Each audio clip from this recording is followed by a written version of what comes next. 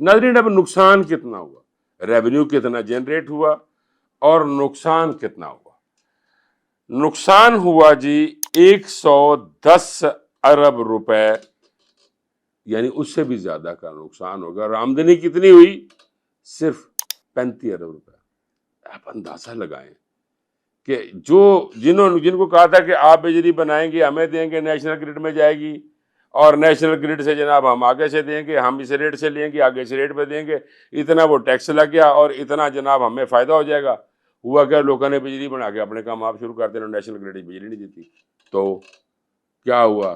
نقصان، یعنی آمدن جڑا سوچا ہوا تھا جو 200 ارب روپیہ ہمیں جو فائدہ ہوگا، اس میں صرف 35 ارب روپے فائدہ ہوا، اور ہوا کیا کہ 110 ارب روپے نقصان ہو گیا۔